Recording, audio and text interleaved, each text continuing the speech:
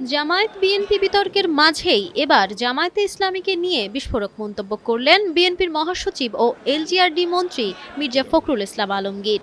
তিনি বলেন, এদেশের মানুষ জামায়াতে ইসলামীকে কখনোই ক্ষমতায় আনবে না। এই জামায়াতে ইসলামী 1971 সালে মহান স্বাধীনতার বিরোধিতা করেছিল, মুক্তিযোদ্ধাদের হত্যা করেছিল এবং আমাদের মা বোনদের সম্ভ্রম হানি ঘটিয়েছিল। তাই এদেশের মানুষ কোনোদিন তাদের ক্ষমতায় বসাবে না বলেও মন্তব্য করেন তিনি।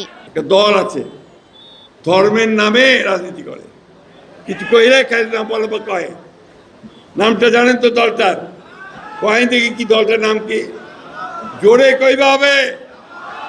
হ্যাঁ, খুব সুন্দর সুন্দর কথা বলবে, মিঠা মিঠা কথা, আর ধর্মের কথা বলবে, আর মিথ্যা কথা বলবে। এই করে রাজনীতি হবে না। জনগণের ভালোবাসা পেতে হলে সত্য কথা বলে জনগণকে ভালোবেসে এগুতে হবে।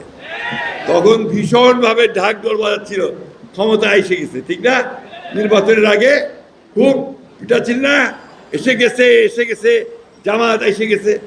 উল্টে গেল, মানুষ ভোট দিছে কেন? কথা করেন না কেন ভাই?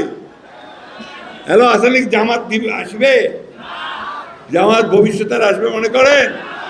আমি ভাই পরিষ্কার করে বলতেছি, এই দেশের মানুষ জামাতকে ক্ষমতায় আনবে না। খুব পরিষ্কার কথা। কেন?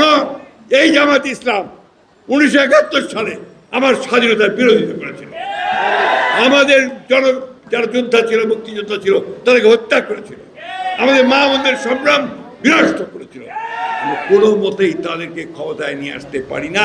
এই দেশের মানুষ পারে না। বন্ধু, বুধবার দুপুরে ঠাকুরগাঁওয়ে 1980 সাল থেকে বন্ধ থাকা ঠাকুরগাঁও বিমানবন্দরের পরিত্যক্ত রানওয়ে পরিদর্শন শেষে এ কথা জানান বিএনপির মহাসচিব। এ সময় জুলাই সনদ নিয়ে বিএনপির বিরুদ্ধে কিছু গোষ্ঠী অপপ্রচার চালাচ্ছে বলেও অভিযোগ করেন তিনি। এখানে হিন্দু, মুসলমান, বৌদ্ধ, খ্রিস্টান সকলকে একসাথে নিয়ে আমরা সামনের দিকে এগিয়ে যেতে চাই।